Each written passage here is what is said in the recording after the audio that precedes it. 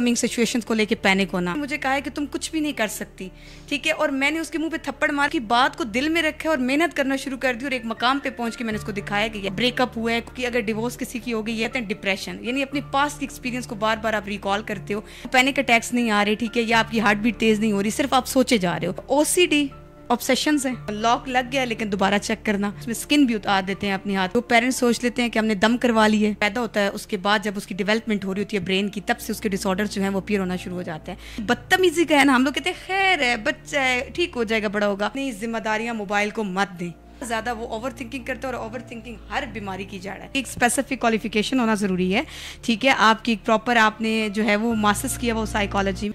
अस्सलामुअलैकुम, मैं हूँ आमना नज़ीर और आप देख रहे हैं प्यामे सहर। प्यामे सहर रोज़ आपके लिए ऐसे मौजू लाता है जिनकी की अवेयरनेस हमारी आवाम के लिए और स्पेशली ख़वातीन के लिए बहुत ज़्यादा ज़रूरी है। तो आज जिस मौजू पे हम बात करने वाले हैं वो मेरे दिल के भी बहुत ज़्यादा करीब है और I have been very vocal about it throughout my life. तो वो है मेंटल हेल्थ और मेंटल इलनेस, और इससे रिलेटेड चीज़ों के बारे में हम बात करेंगे। और हमारी जो गेस्ट हैं वो हैं इशरत नौरीन हमारे साथ मौजूद हैं, जो कि कंसल्टेंट क्लिनिकल साइकोलॉजिस्ट भी हैं, साइकोथेरेपिस्ट भी हैं और स्टूडेंट काउंसलर भी हैं, विच इज़ वेरी अमेजिंग। तो हम उनसे बात करेंगे, उनसे चीज़ों के बारे में डिस्कस करेंगे, क्योंकि आज के दौर में हर दूसरा शख्स नफ्सियाती अमराज का शिकार है। तो हम बात करेंगे इशरत साहिबा से। अस्सलाम वालेकुम इशरत साहिबा, कैसी हैं? वालेकुम अस्सलाम, अल्हम्दुलिल्लाह, I am perfectly fine. What about you? मैं भी अल्हम्दुलिल्लाह बिल्कुल ठीक हूँ और बहुत एक्साइटेड भी हूँ आपसे डिफरेंट टॉपिक के बारे में बात करने के लिए, जिसमें ये mental health is on the top of the list. लेकिन उससे पहले हम आपके बारे में जानेंगे। आप बताएं कि इशरत नौरीन क्या हैं, क्या करती हैं? अच्छा जी, मैं कंसल्टेंट क्लिनिकल साइकोलॉजिस्ट हूँ, साइकोथेरेपिस्ट हूँ, स्टूडेंट काउंसलर हूँ और कपल काउंसलर हूँ। अच्छा, फ्री टाइम में मैं एज अ मोटिवेशनल स्पीकर भी काम करती हूँ, ठीक है, लोगों को मोटिवेट करती हूँ, लेकिन हमारे पाकिस्तानियों को मोटिवेशन की ज़रूरत नहीं है वैसे। अच्छा, दूसरी बात ये कि I have 12 year experience in the field of psychology और मैं अडल्ट काउंसलर भी हूँ, ठीक है, और यहाँ अल अज़ीज़ हॉस्पिटल में बैठती भी हूँ as a consultant clinical psychologist. Akhuwat college में जाती हूँ एज अ स्टूडेंट काउंसलर और साइकोथेरेपिस्ट के तौर पे, और अपना इंस्टीट्यूट ऑफ मेंटल हेल्थ, जिसमें मैं ऑनलाइन सेशंस भी लेती हूँ, उसके बाद कोर्सेज भी इंट्रोड्यूस करवाती हूँ, वर्कशॉप्स, डिफरेंट सेमिनार्स वगैरह, ठीक है। तो ये साइकोलॉजी की फील्ड में ही अपना काम कर रहे हैं। बिल्कुल, आपने जो है वो बताया कि आप साइकोलॉजिस्ट भी हैं, साइकोथेरेपिस्ट भी हैं, तो मेरे लिए भी और हमारे जो देखने वाले हैं उनके लिए भी ये जानना ज़रूरी है कि what is difference between psychologist और साइकोथेरेपिस्ट, क्योंकि आज से पहले मुझे ये दोनों चीज़ें सेम ही लगती थी, कभी मैंने फोकस नहीं किया कि डिफरेंट हो सकती है। नहीं, डिफरेंट एज सच इनका कोई डिफ्रेंशिएट अगर करने पे बैठूं तो कोई इस तरह का नहीं है। साइकोलॉजिस्ट भी वही होता है जिसकी डिग्री जो है वो क्लिनिकल साइकोलॉजी से रिलेटेड होती है, ठीक है, और वो भी मेंटल हेल्थ के इश्यूज़ को रिजॉल्व करता है, ठीक है, डायग्नोसिस देता है, असेसमेंट टूल अप्लाई करता है, थेरेप्यूटिक सेशन करता है। जो साइकोथेरेपिस्ट होता है उसका भी मेन फोकस ये होता है कि वो थेरेपीज़ को अप्लाई करता है, जैसे कॉग्निटिव बिहेवियर थेरेपी है, REBT है, इस तरह की डिफरेंट थेरेपीज़ होती हैं जिनको वो फोकस में ला के क्लाइंट के इश्यूज़ को रिजॉल्व करता है। तो ऑलमोस्ट ये दोनों एक ही चीज़ है, फील्ड एक ही है, क्लिनिकल साइकोलॉजिस्ट हैं, ठीक है, या साइकोथेरेपिस्ट हैं, दोनों काम मेंटल हेल्थ के इश्यूज को रिजॉल्व करने का ही करते हैं। बिल्कुल, और मैं आपसे एक और क्वेश्चन करना चाहूँगी जो आपसे रिलेटेड है कि इशरत नौरीन ने कैसे सोचा कि वो साइकोलॉजिस्ट बनेंगी, क्योंकि ये फील्ड जब आप साइकोलॉजी की तरफ आई तो उस वक्त आई एम श्योर ये इतनी ज़्यादा इसको नहीं समझा जाता था, इसको इतनी रिकग्निशन नहीं मिलती थी जितनी मिलनी चाहिए। तो आपने उस वक्त कैसे सोचा कि आपको ये फील्ड चूज़ करनी चाहिए?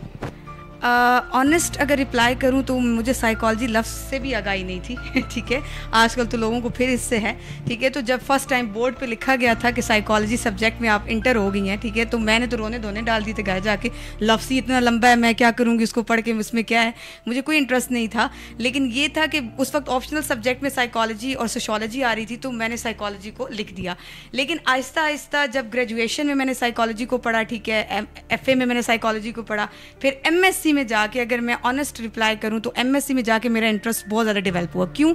क्योंकि एमएससी में ऐसे सब्जेक्ट्स थे जिन्होंने मुझे ग्रूम किया, मेरी पर्सनालिटी को ग्रूम किया, मेरे अंदर ठहराव लेकर आए। बिकॉज मैं बहुत एग्रेसिव पर्सनालिटी थी, मुझे बहुत जल्दी गुस्सा आ जाता था, पैनिक हो जाती थी। लेकिन आफ्टर एबनॉर्मल साइकोलॉजी का क्राइटेरिया पढ़ के, ठीक है, साइकोथेरेपी के क्राइटेरिया पढ़ के, काउंसलिंग को पढ़ के, तो मुझे अपने अंदर बड़ा चेंज महसूस हुआ। तो मुझे इस सब्जेक्ट में बहुत इंटरेस्ट डेवलप हुआ, बहुत ज़्यादा। और उसके बाद फिर मैंने इसी फील्ड को परस्यू किया, आगे कंटिन्यू किया, और अल्हम्दुलिल्लाह आज अपनी फील्ड में मैं कामयाब हूँ। और उसकी बेसिक वजह ये है कि मुझे अपना आप मिल गया था, मुझे अपने आप में ग्रूमिंग नज़र आ रही थी। तो मुझे ये सब्जेक्ट इतना अच्छा लगा, मैंने कहा अगर मैं इतनी ग्रूम हो सकती हूँ तो अगर मैं इस सब्जेक्ट में प्रैक्टिकल बैठूंगी तो मैं कितने लोगों को ग्रूम कर सकती हूँ। बिल्कुल। और मैंने जो है ना, आपने यहाँ इसके दरमियान कुछ टर्म्स यूज़ किए हैं जिसमें एंजाइटी, आपने एग्रेशन की बात की। तो एंजाइटी क्या है, एग्रेशन से इसका क्या ताल्लुक़ है, और पैनिक अटैक्स का आपने बताया, तो इसके बारे में आप हमें कुछ बताएं। देखिए, एंजाइटी के बारे में मैं तो एक सेंटेंस बोलूँगी, ठीक है। एंजाइटी का मतलब है कि अपकमिंग सिचुएशंस को लेके पैनिक होना। लाइक किसी की शादी है, ठीक है, वो बच्चा शादी को लेके पैनिक होगा। किसी का एग्ज़ाम है, वो एग्ज़ाम के बारे में सोच के पैनिक होते रहेंगे, ठीक है। अगर किसी का कोई इंटरव्यू है तो इंटरव्यू कल है लेकिन पूरी रात नींद नहीं आनी, ठीक है। हार्ट बीट तेज़ हो जाती है, ठीक है, ठंडे पसीने आना शुरू हो जाएंगे, ठीक है। उसके अलावा बहुत ज़्यादा मतलब ना एक ओवर थिंकिंग उनकी आ जाएगी। तो एंजाइटी अपकमिंग सिचुएशन जिनको अभी आपने एक्सपीरियंस नहीं किया, ठीक है, तो एक्सट्रीम लेवल की वरी यानी कि बहुत परेशानी जो है उसको एंजाइटी कहते हैं। दूसरी आपने बात की एग्रेशन, ठीक है, एंगर। ये देखें तो हमारी एक इमोशंस के साथ ही है, ठीक है। एग्रेसिव खुद एक पावर है, आप उसको पॉजिटिव वे में यूज़ कर रहे हो कि नेगेटिव वे में यूज़ कर रहे हो, ये आपके ऊपर डिपेंड है। अब मुझे गुस्सा है कि किसी ने मुझे कहा है कि तुम कुछ भी नहीं कर सकती, ठीक है, और मैंने उसके मुंह पे थप्पड़ मारा, ये नेगेटिव एंगर मैंने अपना निकाला है। लेकिन मैंने उसकी बात को दिल में रखा और मेहनत करना शुरू कर दी और एक मकाम पे पहुंच के मैंने उसको दिखाया कि यस मैं कुछ कर सकती हूँ। ये मेरा पॉजिटिव एंगर है, ये पॉजिटिव मेरा पार्ट है लाइफ पर्सनैलिटी का, ठीक है। तो एग्रेसिव को हम ये नहीं कह सकते अगला बंदा एग्रेसिव है, ये एंगर उसके अंदर है तो वो गलत बंदा है। नहीं, एंगर हर बंदे के अंदर होता है, आप उसको किस तरीके से यूज़ कर रहे हो ये आपके ऊपर डिपेंड होता है। दूसरा आपने डिप्रेशन की बात की थी, ठीक है। एंजाइटी अपकमिंग सिचुएशन है जिसको अभी आपने एक्सपीरियंस नहीं किया लेकिन उसके बारे में एक्स्ट्रा सोच रहे हो। डिप्रेशन ये है कि आपके पास के कुछ एक्सपीरियंस हैं, ठीक है, और उनमें आप स्टक हो, आपके अनकॉन्शियस में कुछ चीज़ें, जैसे कि आपकी अगर डिवोर्स किसी की हो गई है, अगर किसी के कोई फाइट हुई है फैमिली में, अगर कोई जो है वो उसका रिश्ता टूटा है, ठीक है, अगर उसका जो है वो ब्रेकअप हुआ है, कुछ इस तरह की चीज़ें, या बच्चे के ऊपर कोई उसकी डिग्निटी के ऊपर कोई लफ्ज़ आया है, ठीक है, तो हम उस तरह की जो टॉक्सिक चीज़ें होती हैं हम धकेल देते हैं अपने अनकॉन्शियस में। लेकिन जो अनकॉन्शियस और कॉन्शियस की जंग चल रही होती है ना, ठीक है, और हम स्टक होते हैं उसमें, उसको कहते हैं डिप्रेशन। यानी अपने पास्ट की एक्सपीरियंस को बार बार आप रिकॉल करते हो और फिर ज़्यादा डिप्रेस हो जाते हो, परेशान हो जाते हो। तो ये दोनों चीज़ें टोटली डिफरेंट है। एंजाइटी आपने अभी एक्सपीरियंस करना है या किया है या कर रहे हैं, ठीक है, और डिप्रेशन ये कि आप एक्सपीरियंस कर चुके हैं लेकिन उस चीज़ से निकल नहीं पा रहे, उस फेज से। डॉक्टर साहिबा, आपने मुझे ये बताया कि जो एंजाइटी है वो ओवर थिंकिंग, तो ओवर थिंकिंग और एंजाइटी एक ही चीज़ है या इसमें मुख्तसर सा आप डिफरेंस अगर हमें बता दें? नहीं, ओवर थिंकिंग और एंजाइटी को मैं बाज़ दफ़ा तो हम लोग कहते हैं कि एक ही चीज़ है। एंजाइटी का यही मतलब है आप एक एक्सेसिव वरी होते हो, और ओवर थिंकिंग का मतलब है आप एक्सेसिव थॉट पैटर्न रखते हो, ठीक है। तो इनमें मेन इतना ही डिफरेंट है कि आप ओवर थिंकिंग ये चलते फिरते आप एक चीज़ के बारे में मुसलसल सोचे जा रहे हो, लेकिन आपको पैनिक अटैक्स नहीं आ रहे, ठीक है, या आपकी हार्ट बीट तेज़ नहीं हो रही, सिर्फ आप सोचे जा रहे हो, आप अपने दिमाग में एक्स्ट्रा थॉट्स ला रहे हो, ये ओवर थिंकिंग है। एंजाइटी में आपको कुछ फिजिकल सिम्टम्स भी आना शुरू हो जाती हैं। मुझे ये बताइए इशरत साहिबा कि मैं सोशल मीडिया बहुत ज़्यादा फॉलो करती हूँ, वहाँ पे कुछ टर्म्स देखी हैं, quite everyone is using it, तो वो हैं OCD जिसके अंदर बात आती है, ADHD, उसके बाद जी ये बिल्कुल यही शिज़ोफ्रेनिया। तो आप हमें इसके बारे में बताएं कि ये क्या है। अच्छा, OCD ऑब्सेशंस हैं, ठीक है, यानी कि इलॉजिकल इररेशनल थॉट पैटर्न जिनको आप रिपीटेडली चीज़ों को करते हो। लॉक लग गया लेकिन दोबारा चेक करना, ठीक है, बेड की चादर जो है वो ठीक है लेकिन बार बार उसको ठीक करना, ठीक है, सफाई का बहुत ज़्यादा क्रेज़, थोड़े सा भी अगर कहीं भी कोई दाग है उसको बार बार धोना, हाथों को बार बार धोना। बाज़ दफ़ा तो सवेर जो OCD होती है उसमें स्किन भी उतार देते हैं अपनी हाथ कितनी वो धोते हैं, ठीक है। उसके बाद शिज़ोफ्रेनिया, ये बहुत मेजर डिसऑर्डर है हमारा साइकोलॉजी का। इसमें हेलुसिनेशंस, डिल्यूजन्स, फ्लैट आइडियाज़, ठीक है, नेगेटिव थॉट पैटर्न्स, इस तरह की चीज़ें होती हैं, वहम बहुत ज़्यादा आ जाता है। और इसके अलावा आपने दूसरी बात की है ADHD attention deficit hyper active disorder होता है, ठीक है, ये बच्चों में पाया जाता है, उनका सिटिंग स्पैन का इशू होता है, अटेंशन स्पैन का इशू होता है इसमें। ठीक है। और इनका जो इलाज है ADHD और ये जो एंजाइटी है, इसका इलाज की तरफ हमें, इसके इलाज की तरफ हमें जाना चाहिए, या ये एक नॉर्मल चीज़ है, हम घर में खुद ही OCD है तो इसको हम कवर कर सकते हैं? नहीं नहीं, ये तो बिल्कुल गलत है मैं कहती हूँ। और जो पेरेंट्स सोच लेते हैं कि हमने दम करवा ली है, ठीक है, हमने फ़लाने हकीम से दवाई ले ली है, हमारा बच्चा या बच्ची ठीक हो जाएंगे। ADHD एक डिसऑर्डर है, ठीक है, न्यूरो डेवलपमेंटल डिसऑर्डर्स में आता है, जो कि बच्चे की डेवलपमेंट की जब ग्रोथ हो रही होती है उस टाइम पे ही उसका आ जाता है ये डिसऑर्डर, उसकी सिम्टम्स अपीयर होना शुरू हो जाती हैं। तो मैं ये आपके ही इस चैनल के थ्रू, ठीक है, ये पैगाम दूंगी कि खुदारा अगर आपके बच्चा हाइपर एक्टिव है, उसकी अटेंशन का इशू है, ठीक है, उसका प्रॉब्लम चल रहा है, उसकी थॉट का प्रॉब्लम चल रहा है, साइकोलॉजिस्ट के पास जाएँ, चाइल्ड साइकोलॉजिस्ट के पास जाएँ, लाजमी जाएँ, उसके सेशंस लें। और ये एक जादू की नहीं है वो छड़ी, ठीक है, कि आपका बच्चा एक दिन आएगा साइकोलॉजिस्ट के पास, दूसरे दिन ठीक हो जाएगा, नहीं, ये काफ़ी टाइम लेता है। ये ट्रीट इसको हम मुकम्मल नहीं कर सकते, मैनेजेबल है, हम मैनेज कर सकते हैं, मैनेजमेंट प्लान दे सकते हैं, मैनेज कर सकते हैं बच्चे की उस इश्यूज़ को, लेकिन हम मुकम्मल इसका ट्रीटमेंट नहीं कह सकते कि दे सकते हैं। लेकिन जिस कंडीशन में आप लाते हो उससे बहुत बेहतर होकर बच्चा जाता है। दूसरी चीज़ है OCD। अब देखिए ऑब्सेशंस, अगर मैं कहती हूँ माइल्ड लेवल के हैं, अगर आपकी विल पावर है, आपके अंदर इतना नॉलेज है, आप अपने फ्रेंड्स के साथ शेयर करके उस चीज़ को ख़त्म कर सकते हो, मैं उस चीज़ को कभी भी गलत नहीं कहूँगी। लेकिन हाँ, अगर वो माइल्ड से मॉडरेट से सेवेरिटी की तरफ जा रहा है, देन तो मैं कहती हूँ कि आपको डेफिनेटली साइकोलॉजिस्ट को रिव्यू करना चाहिए।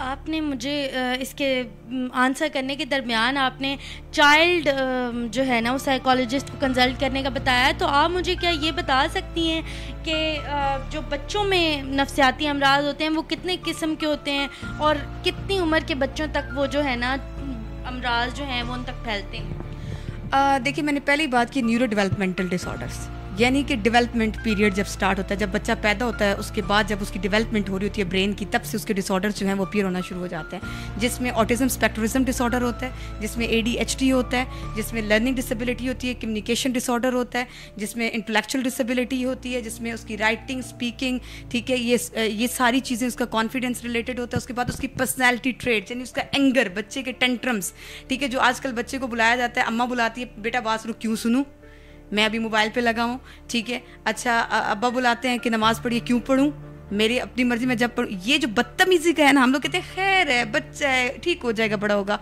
ओ भाई, नहीं ठीक होगा। आपने जब बच्चे का, हमारे साइकोलॉजी में फ्राइड है, ठीक है, उसने कहा था कि पहले 5 साल बच्चे की आप परवरिश कर सकते हो, वो 5 साल उसकी पूरी ज़िंदगी बना देते हैं, ठीक है। तो हम 5 साल में तो ये कहते हैं कि नहीं जी अभी बहुत छोटा है, इसको कुछ नहीं बताना, अभी डांटना नहीं है। उन 5 सालों में बच्चा अपनी ज़िंदगी, अपनी पर्सनैलिटी बना रहा होता है। तो खुदारा आपके अभी बच्चों की आपने बात की है, मैं अपनी हर वीडियो में जब भी मैं कभी लगाती हूँ स्टेटस पे, कोई भी अगर मैं शॉर्ट वीडियो बनाती हूँ, उसमें मैं एक चीज़ बहुत बोलती हूँ, खुदारा अपनी जिम्मेदारियाँ मोबाइल को मत दें। माँ किचन में, बच्चा रोए नहीं, मुझे डिस्टर्ब ना करे, मोबाइल देख लें। अब्बा थक के आया जी, मेरे पास टाइम नहीं आपको होमवर्क करवा सकूँ, मोबाइल देख लो। मोबाइल 1 वे कम्युनिकेशन है। मोबाइल की वजह से ऑटिज्म स्पेक्ट्रम डिसऑर्डर बहुत फैल रहा है, बच्चा आई कांटेक्ट प्रॉपर नहीं कर पाता।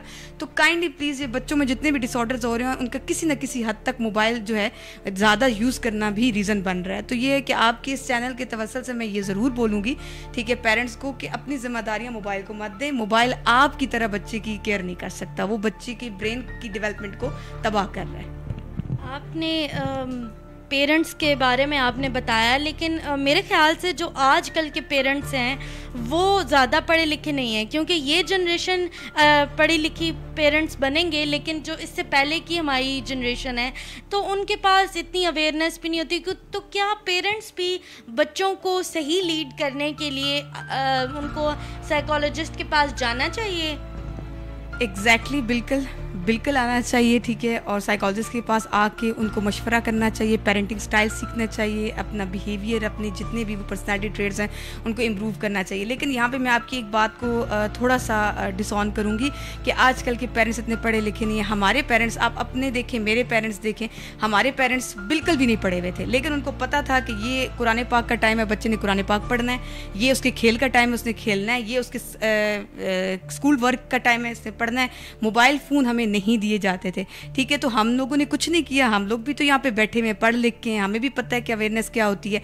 तो आजकल के जो माँ बाप है ना, मैं सिंपल, सॉरी टू से, किसी को बुरा लगे तो लगता रहे, लेकिन आजकल के माँ बाप लेज़ी हो गए हैं, वो अपनी रिस्पॉन्सिबिलिटीज़ ये सोशल मीडिया, ये सेल फ़ोन, ये लैपटॉप, ये टैब, इन पे ऊपर डालना चाहते हैं, ख़ुद आज़ाद रहना चाहते हैं। तो फिर बच्चे ऐसे ही आएंगे ना, ऑटिज़म में आएंगे, ADHD में आएंगे, बदतमीज़ी होंगे, एंगर में आएंगे, एग्रेसिव ही होंगे।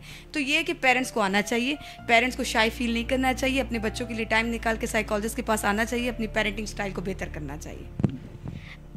बिल्कुल मैं आपकी बात से एग्री करती हूँ, लेकिन मेरे माइंड में एक चीज़ आ रही है कि जैसे आप देखेंगे जो जेन ज़ी है, इसका जो डिप्रेशन और एंजाइटी रेट है वो बाकी सारी अगर हम जनरेशन से बात करें तो वो उससे ज़्यादा है। तो क्या इसमें जो माँ बाप थे उनको उस टाइम पे थेरेपीज़ लेनी चाहिए थी या प्रोफेशनल हेल्प लेनी चाहिए थी जिसकी वजह से बच्चे डिप्रेशन का शिकार हुए हैं? लेनी चाहिए। आप देखिए ना, किसी भी स्टेज पे आप चले जाओ, ठीक है, आप किसी भी दौर में चले जाओ, किसी भी सेंचुरी में चले जाओ, मेंटल हेल्थ के इश्यूज़ के ऊपर बात करना लोग तौहीन समझते हैं।